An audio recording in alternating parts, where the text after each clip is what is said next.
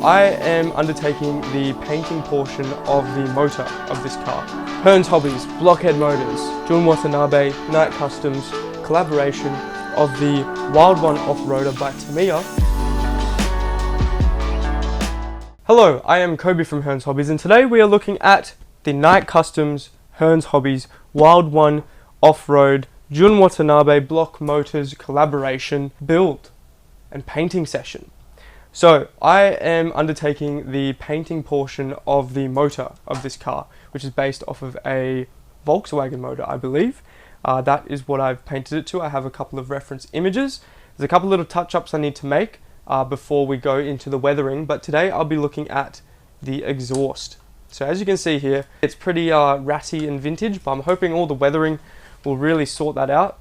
But all of this, which I just bumped, is a resin 3D print designed by Night Customs, which I'm painting up as an accessory to the motor of this vehicle. This vintage Wild One off-roader. So I'm going to do a couple little touch-ups where it is necessary. In the last video, you probably remember I was having an aneurysm around the red by Vallejo, which I wanted to almost throw the whole thing off a cliff.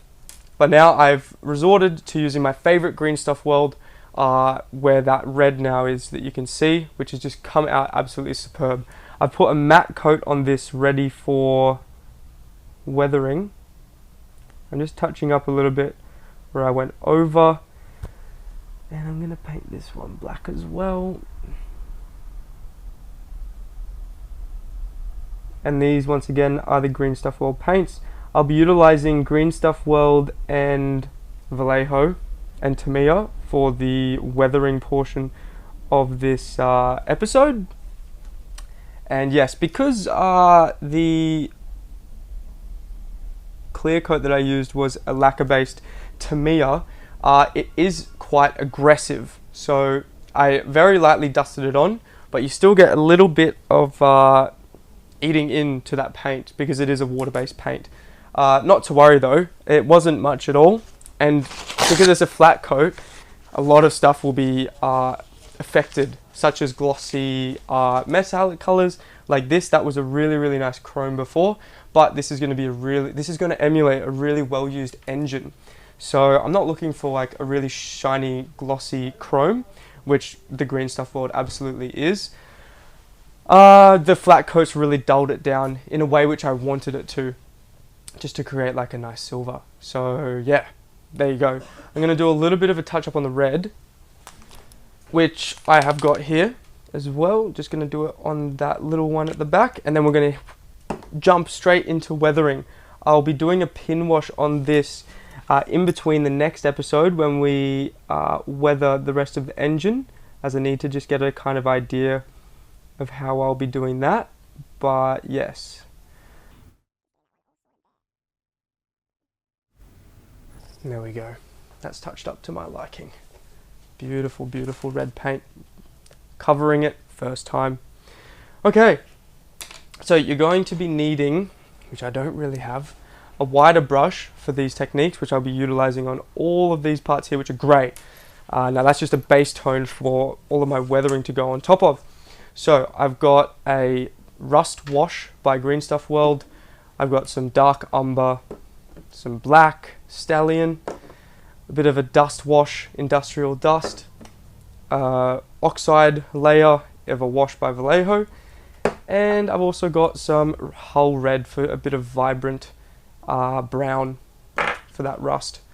And then also I'll be using the soot and the rust powders at the very end. So this is going to be quite randomized, and you need to thin it down a little bit with water on your wet palette, which I'm using here.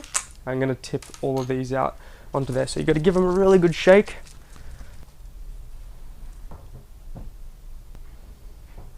Some black stallion, which I shook up earlier, so that should be all right to go there. And industrial dust.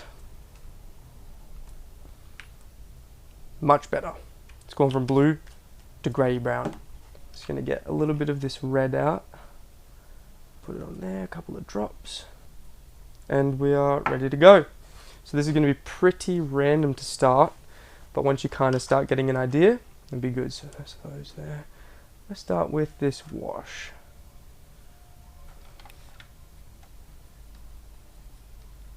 Nice bright rust wash. Get full coverage of the model with this amount, pretty much.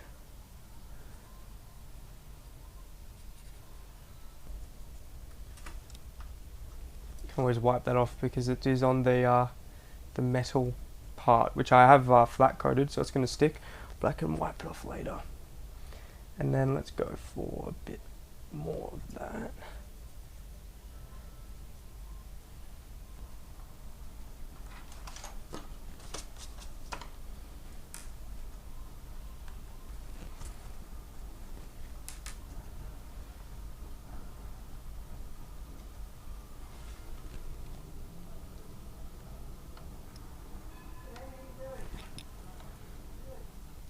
Just trying to create a 3 dimensional, textured base before I put a pigment on there, like a nice rusty pigment, to create a little bit of that effect of oxidized rust. Maybe I'll add a little bit of a more vibrant red in for a little bit of it as well. Let's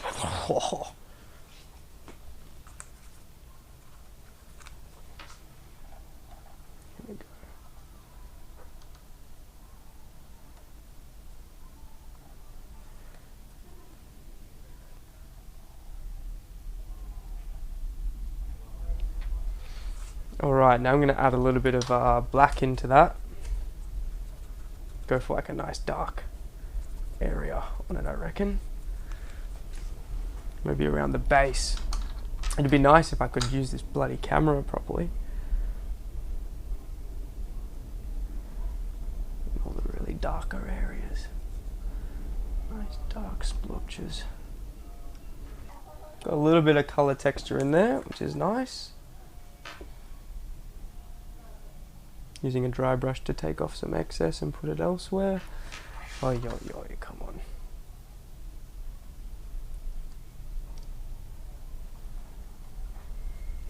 Okay, now I'll be 1 minute while I go get my rust texture. Be back. I'm back, and I've got my pigment fixer and a Vallejo rust texture in a pigment, I hope. Oh, it's a muddy rust texture. Texture. I see. Okay, let's use that. So I won't really need the pigment fixer. I thought it might be a pigment, but it's more of a wet pigment already, so I don't need to mix in too much of that pigment fixer. So I'm just going to use it on the bottom mostly. For instance, let's see how this.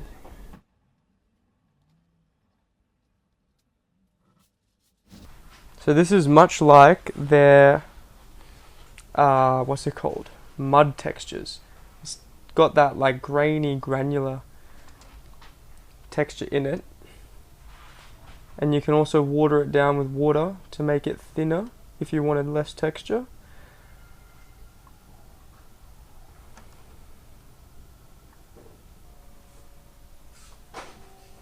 That'll link up to the bottom over there.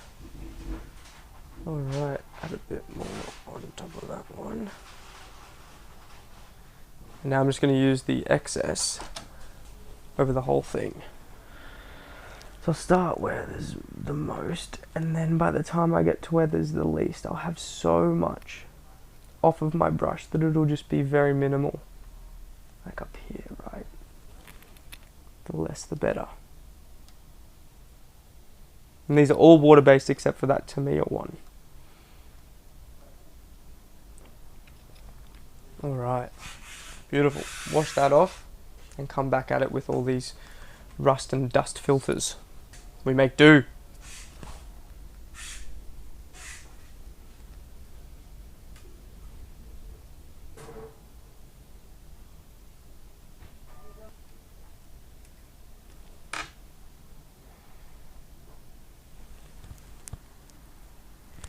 Okay, there we go. I'm happy with that. If there's any touch-ups I need to do, I'll mention them in the next video. But I think that's pretty much the base. I've got the texture on there, I've got the base colors that are coming through. It's all very, very rusty, which is what I want. Well used.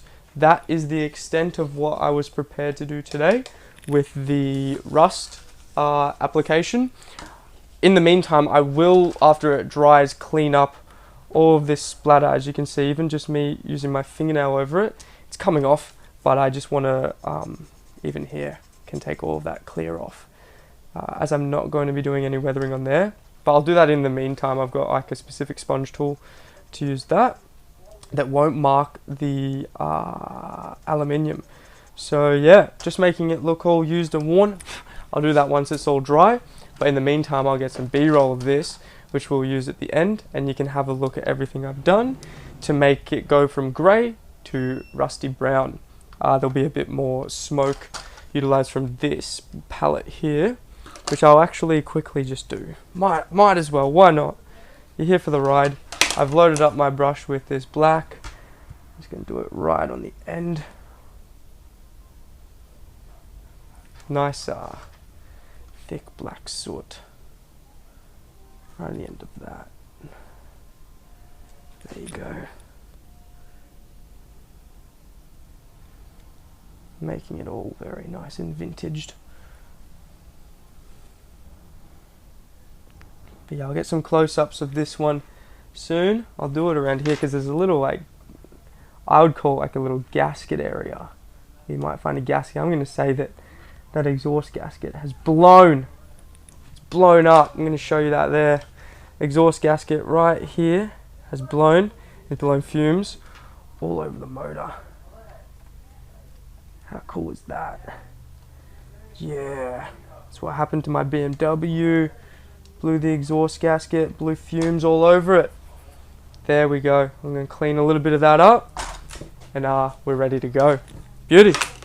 Hearns Hobbies, Blockhead Motors, Jun Watanabe, Night Customs, collaboration of the Wild One Off-Roader by Tamiya, the RC car, built by Tony and Brett, painted the motor myself, and that has been the second video of this, I don't know, series that I'm documenting.